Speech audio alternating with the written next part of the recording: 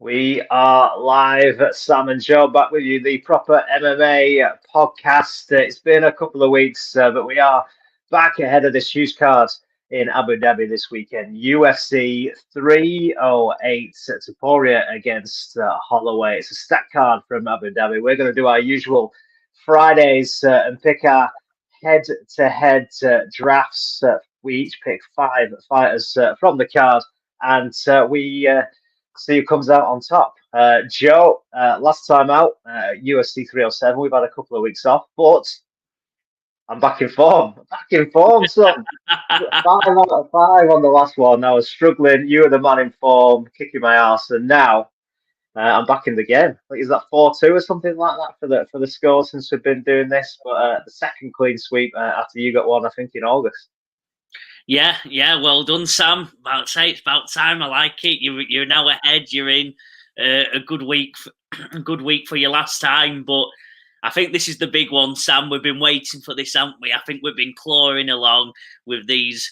I think everyone agrees these lower UFC cards. I've not felt the inspiration from the community, from people, from everything.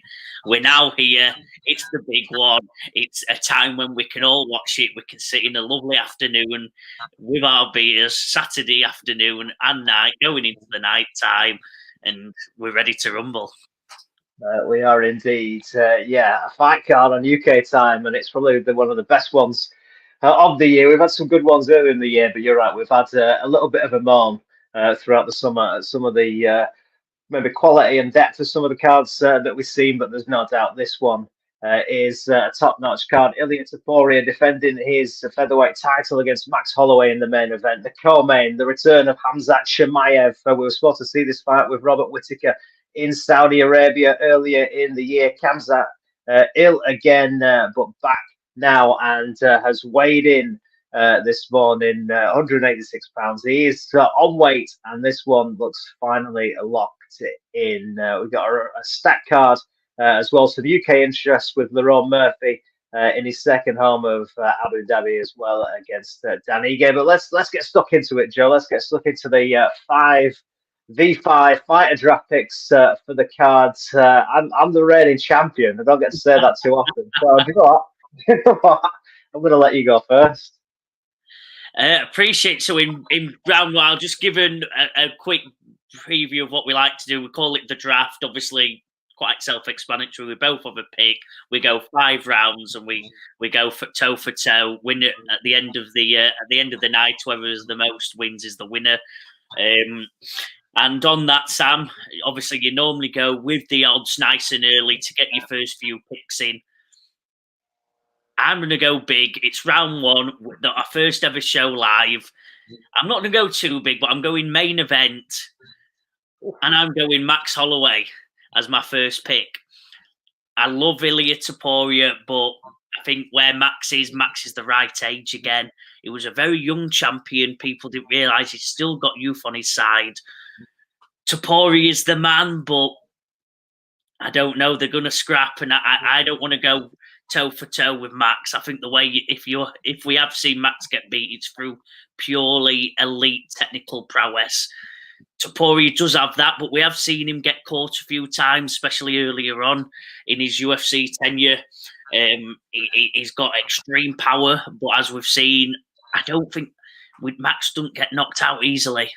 And I think it's a silly take because you normally play the odds, but round 1, Sam, I've gone Max Holloway, and let's start it off with a bang. First live show. Cards on the table with Max.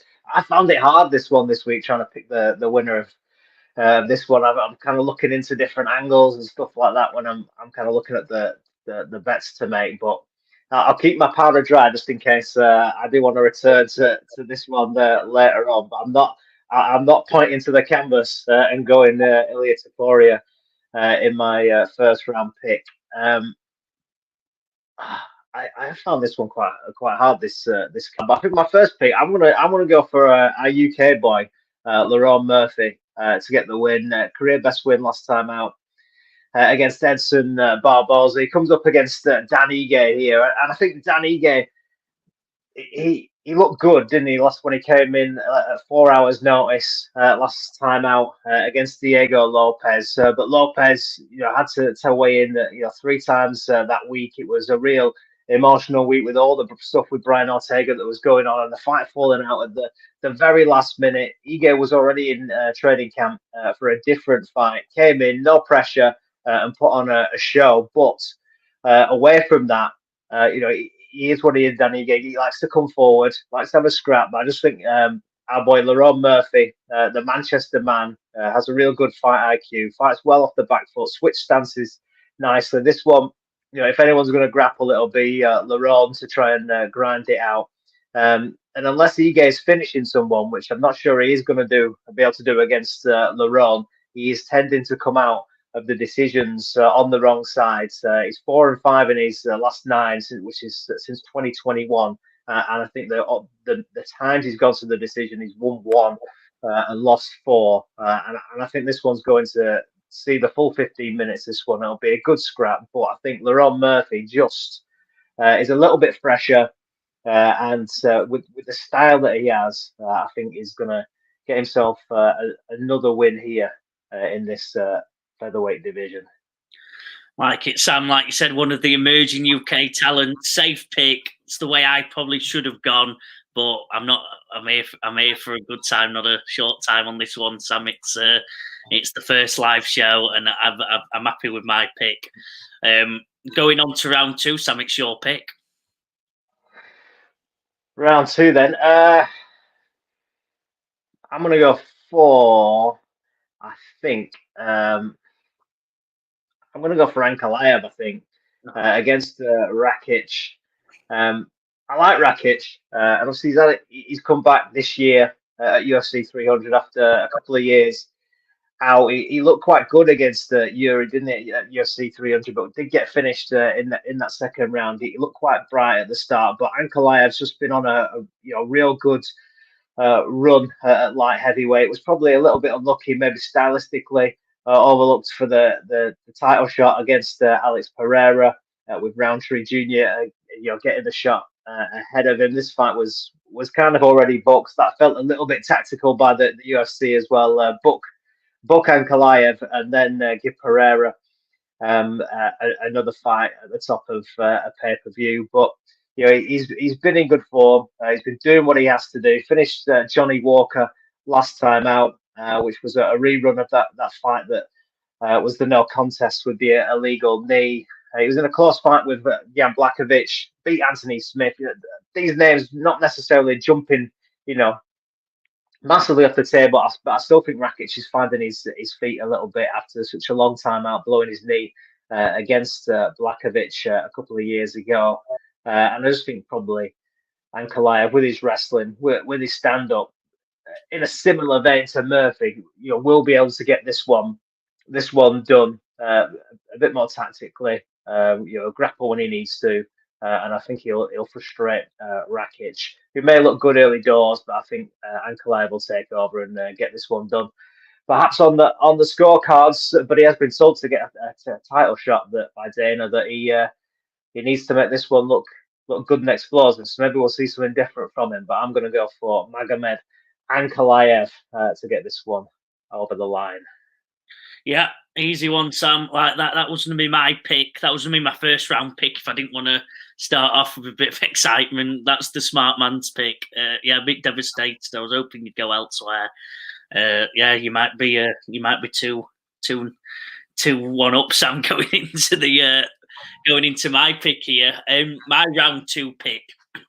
I'm going a man who I guess newbies might not know. He's picked up a bit of traction on social media because of his looks. He's a caveman. He fights like one, and he's still developing. He's only 26, looks about 4,000 years old. His name's Mertibek Orabai, and he's like I said, 26-year-old grappler. Didn't look too impressive in his last fight, but he's just a mauler, freaky strength, freaky size. He's at a catch weight. He's against Matthias Rebecki. Rebecki's a good fighter, but I think this Orabai is just very, very good. He'll dominate Rebecki. I like the matchup. We get to find out a lot from both fighters. Rebecca lost his last fight, and I think this Orabai is just on the train up. He's too big, too strong. And yeah, I've got Orabai winning this one, the caveman. And I think that puts us 2-2, Sam, going into round 3. Like it. We move on then to round 3. So is that swing back to you for this one? It does swing back to me, Sam. Yeah, it's the way the old snake dress work, and I'm happy because I get to go with someone who, you know what, I'm not too confident in, but I think the matchup suits. I think it's time. I'm going to go hands of steel, Jeff Neal versus Rafael dos Anjos. I think he's got the all-round game for RDA at this age. RDA's he's 39 years old. He can't keep doing this. He's just lost to Gamrot, lost to Luke. I think Hands of Steel gets this one, maybe knocks him out. I wouldn't like to see RDA go out like this, but he's 39. He's had some brilliant fights over the years. But I think Jeff Neal's just at that level, just above where RDA's at. And I think Hands of Steel gets the win here. Hopefully not by a bad knockout, but I think the TKO RDA waves us goodbye on a massive UFC card. And what a way to go out. Good fight on the prelims. Should definitely be higher, but it's on the prelims. I'll be watching from minute go on this card, Sam, and hopefully RDA maybe not retires, but you know what I mean. I think this is the last we see at RDA on the top of the cards and the top of the rankings. Yeah, I agree. Yeah, Jeff Neal would have been on my list. I was almost going to pick him in that second round, but I thought I best bang Ankalaev early doors. But yeah, I fancy Jeff Neal to get the win there. RDA stepping back up to welterweight as well. I'm going to go then for a guy I picked a couple of times already on these cards in the Middle East since we've been doing it, and that is the Bullet, Shara Magomedov. He's facing here Armen Petrosian, and I think it's the type of opponent he'll look good against. He came through a test against Mikhail Olasechuk last time out, who was, he's a bit of a ball, a bit more of a grappler as well, but he showed good takedown defense in that and got the win on the feet. It was a good fight, a good scrap, and a good test for Shara. Last seen before that, picking up another bonus, back-to-back bonuses he's got against Tricoli, who was a late notice opponent. He was a bit of a punch bag, but he got to show some of his skills. A late finish in that one. And I think these two are going to gel pretty well. Petrosian, similar style, kickboxing style, and I think Shara will look good here. And I think that's what the UFC, they want to build this guy. Petrosian 3-2 in the UFC. Probably tends to win these kind of matchups, against another striker rather than a grappler. But I think Shara's looked good so far. He's got good skills, and I think he's going to get this one done. So I'm going for the Bullet to get another win. 3 outings in a year for him, and I think he's just going to get better. Maybe not looked as devastating as we were led to believe when he came into the UFC, but I think he's growing nicely into the organisation. Yeah, like it, Sam. Thoughts on that one? I guess Petrosian, he's only 9-3, but he's been in the UFC a couple of years now. I think he's had about 5 or 6. He's had a lot of cancelled fights. I don't know the exact number. So we're still finding stuff out. He didn't have the best performance in his last fight out in February. He's obviously back for his level of fighting quite quickly here, like you said. So. Yeah, I'd say Arman's, the way his career's going, is on the downslope. Shara's on the up, probably wants a couple of them big name fights. Yeah, safe. Good pick, Sam, I think. So we move into round 4 now, and back to me for my first pick, which is gonna be, I think, a man moving up to heavyweight this time out. Kennedy Nzechukwu, traditionally a light heavyweight, as we've seen him in the UFC. He's had a couple of cancelled opponents for this one. Chris Barnett is the man that has stepped up on late notice. Beast Boy, not been seen for a couple of years in the UFC, and at short notice, I think Nzechukwu here can show off some of his skills. A good, solid light heavyweight in the UFC.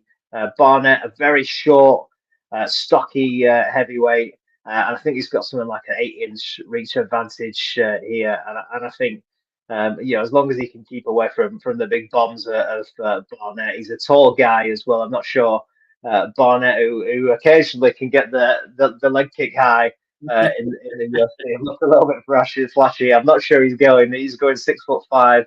To kick old Kennedy in the head. So Nzechukwu for me, I think he gets this one done. Moving up to heavyweight, it's probably not a bad test for him. A guy that is going to throw some bombs, but that he's got the stature against. He's going to have, in terms of the reach and the height, he's going to have a real advantage here to let some of his skills show in this new weight division. So yeah, that's my pick, Nzechukwu, to get things off to a good start at heavyweight.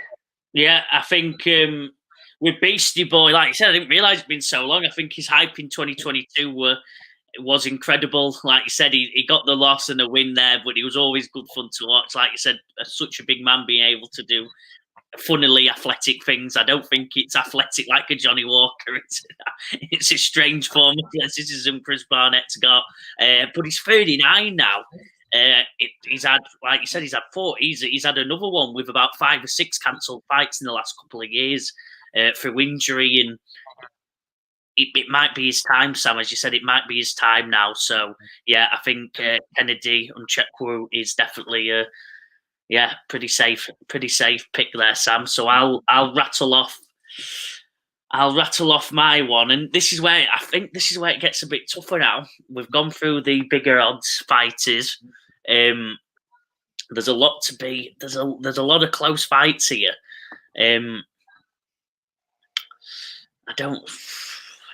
I'll go. You know what? I'll start us off nice and early. I'll go another half Englishman, I believe, or he's based out of England now. I'll go Farid Basharat. For your people who like to watch the full card, this fight's going to be on nice and early at 3:00. So after football, after your early morning football goes off and the 3:00 and it goes on to Soccer Saturday, get your fight on and go watch your fights as the updates are coming in. It's Farid Basharat. He's 12-0 in the UFC. He's only 27 against Victor Hugo. I think this is the last big odds for me, Sam. I think this is he's had 1 fight in the UFC. He comes with a fairly good reputation. He's from Afghanistan, trains out of London. Got a 5-round decision against Taylor Hooper. Still got a bit to learn about him, but I don't think Victor Hugo's the man to stop him. Again, he's only had 1 fight in the UFC as well. Don't know loads about him on this top level, but I think Farid Basharat, with his age on the right side, with his reputation, you always like a bit of a life story. It shows they've been through the tough times. I think Farid Basharat's not the best explanation there, but I think he gets it. He's 12-0, and I think he's going to keep that going. Nice. I like it. And we move on then to round 5. Come on, Sam. You've got to go big now. You've kept it safe. Let's have a big take for one of the big fights. Is it back to me? I forgot where we are. No, it is me. Right, I'll take one. I can't let you have my final pick.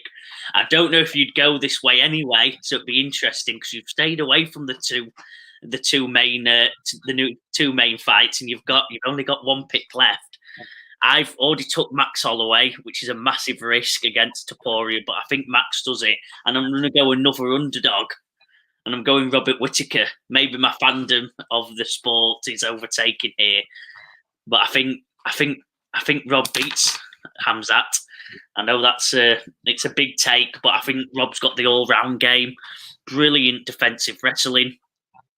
Obviously, a lot better stand-up than Chimaev. Chimaev's just a power puncher, gets storms on you and then gets the takedown.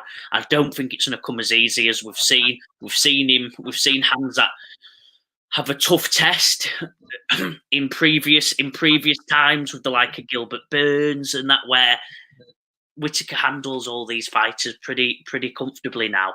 He's come off a brilliant knockout, as we covered a couple of months ago now in June, I think, when we first started doing this, against Ikram Aliskerov. It's never been my strong point, but against Ikram Aliskerov, he's beat Paulo Costa. I think he's got one last run at that middleweight title, Sam. I know we lost to Drickus a while ago, but I think they're lining him up to get another fight against it. Whoever wins this fight really goes on for a title fight along with Sean Strickland in the next half a year or so. Whittaker's got one more left in me, and I just don't like Chimaev nearly missing weight again today. Obviously, years of injury, illness. It just takes it out of you mentally, physically, that hunger.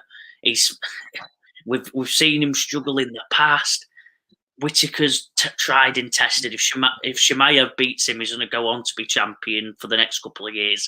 I think if Whittaker wins, we might see Chimaev. I don't know what we'll see of Chimaev. It'd be very interesting. But yeah, I think Whittaker wins this and has one last title shot, Sam. And I think it's going to be in fun style. He might be the first man to finish Khamzat in the ring.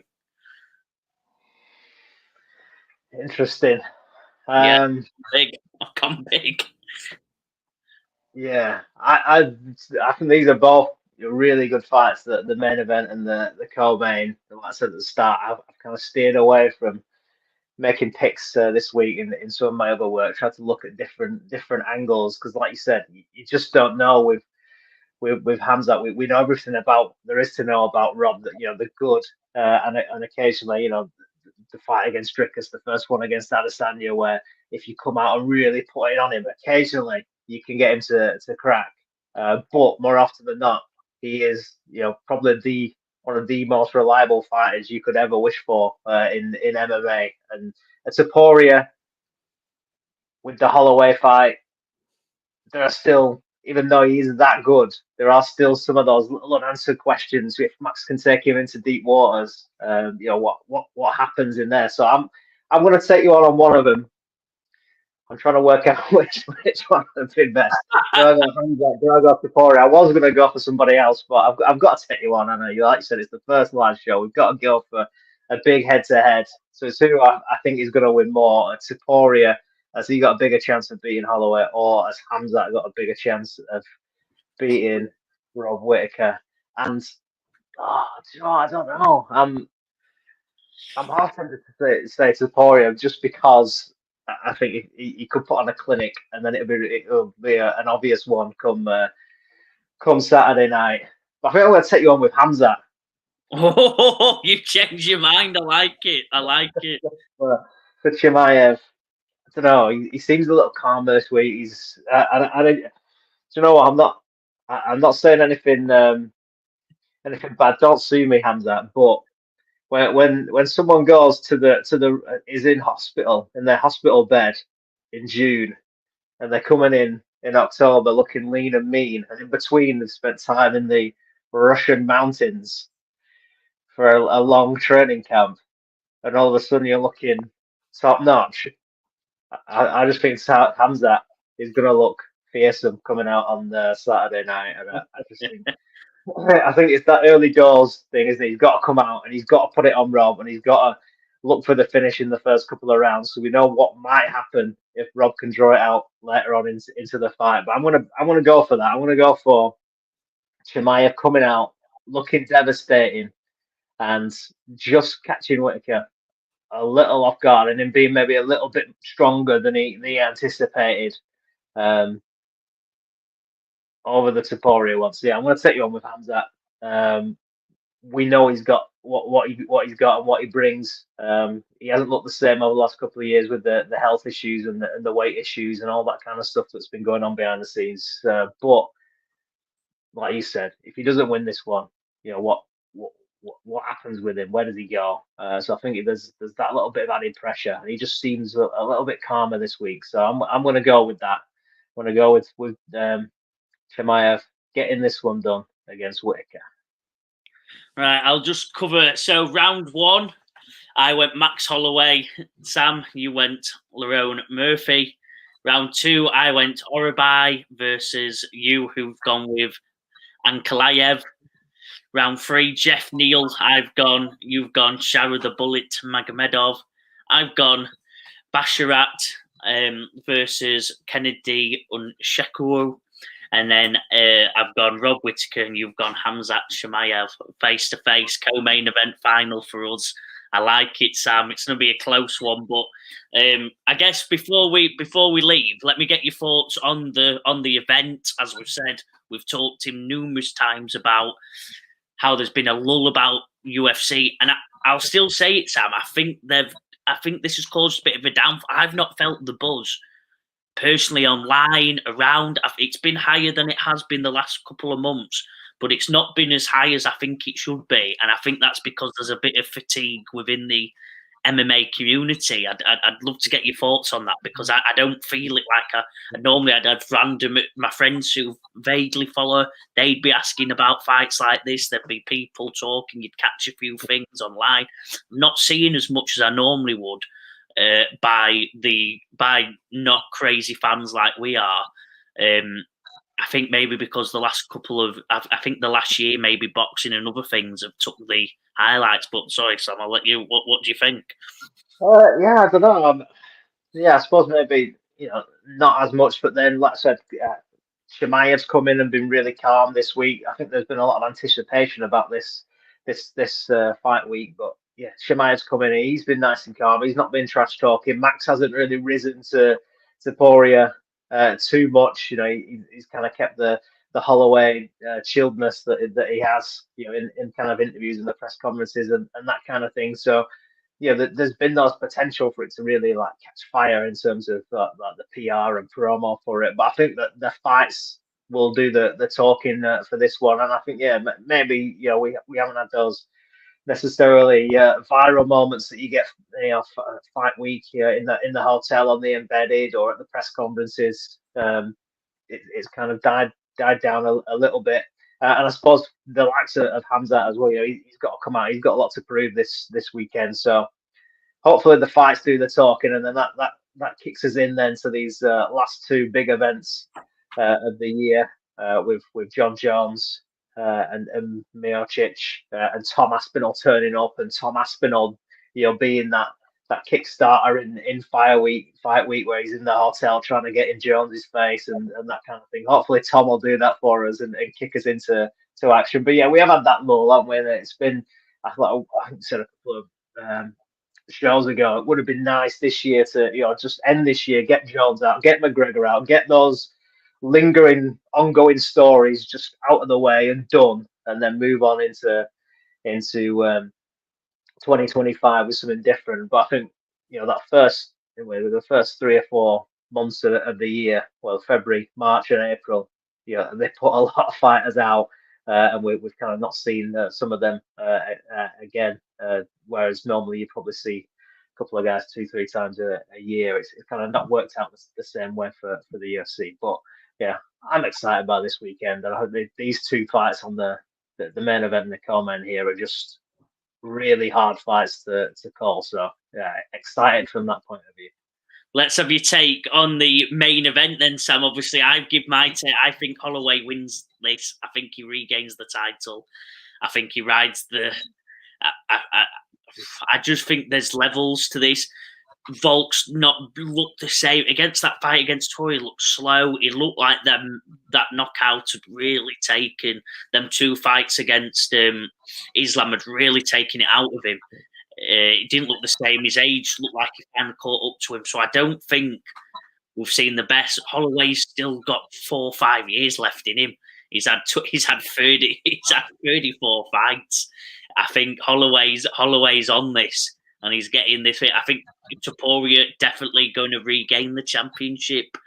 But I think Max has he's just a special fighter, a special person. Couldn't regain it. I think Volk was a bit of a boogeyman. He's beat everyone else. I think Max is the man. What's your take?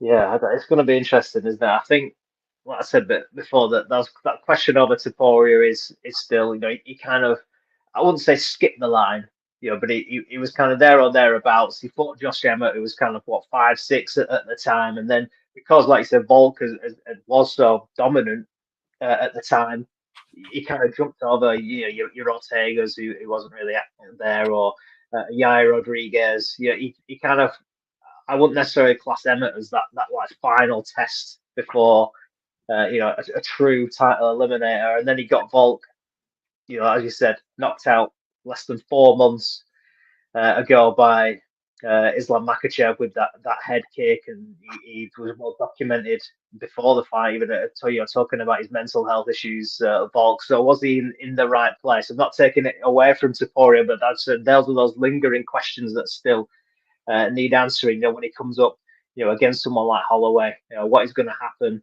And like I said, Volk had those 2 fights with Makhachev up at lightweight, and it was interesting this morning. I caught a bit of the TNT show, and they had Max's nutritionist on. They were talking about it, about him dropping down, putting on the muscle, taking the extra time to put on the muscle for 55, and then now dropping back down to 45. And whether that was going to have an adverse effect, but they're saying he's done it really well, and he is in fact kept a lot of that muscle that he carried up to lightweight. So potentially we're going to see a different featherweight Max than we've seen before, a stronger one. But yeah, that's why I've kind of steered away from making a pick on this fight. I'd love Holloway to win and get the belt back.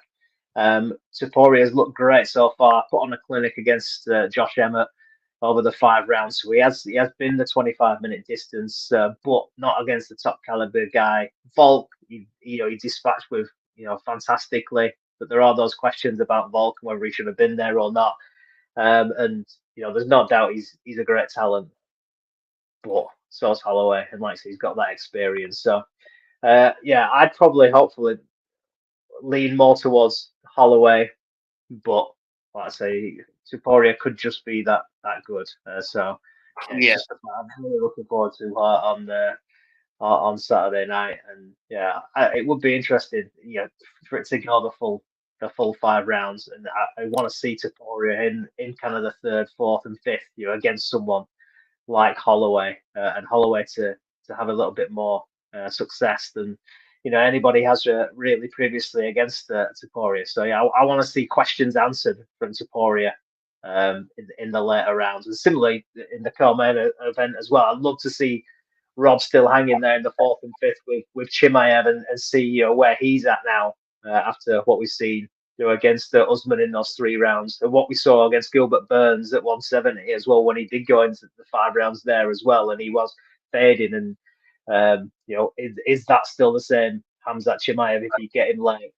Do you slow him down, and is there a potential for someone like Rob Whittaker to finish him? So some big questions to be answered this weekend. Right, and then we'll cover it one last time, Sam. I've wrote them out here. We've got Team Joe, Max Holloway, Urabai, Jeff Neal, Fareed Basharat, Rob Whittaker. What's your you rank them there as what's your most confident 1 to 5 confident picks?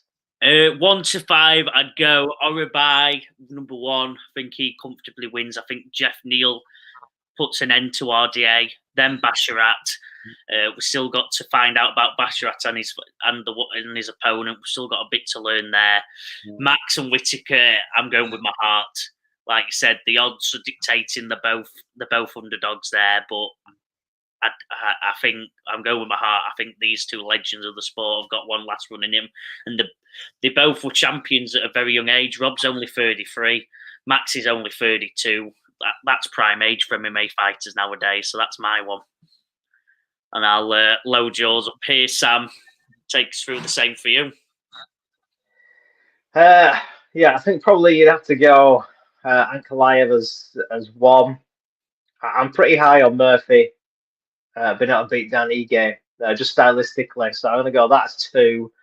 Shower, I think will look good. So I'm going to go Shower three. Probably Kennedy four there. Like I said, you've got that height and reach advantage that I like against Barnett, who's coming back after a couple of years. And Hamzat is the ego taking you on on one of the fights. So I'm going to go Hamzat for that. But I think the potential for Hamzat to come out and in those first couple of rounds and catch Whittaker, which we've seen before. We've seen it against Adesanya. We saw it against Duplessis that you can come out and catch him. That's probably the only weakness in his game, really. And if it goes beyond that, then I think it's Whittaker's potential fight to lose. But Hamzat to come out and be not Khamzat as he's been this week and be the ferocious man that we've seen previously. I like it. I'll give a brief shout out to two fights that we've not mentioned.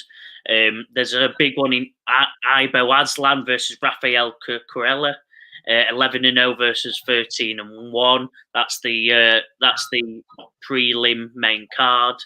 And that would have been my fifth rounder. That would have, if I wasn't taking you on with Hamza, I'd have gone for Aslan. Well, I like it. Why is that? Give a bit of. I think I picked him last time out when I think when we were still doing bets at that time rather than these 5v5s. We had the rematch in his debut with Anton Turkalj.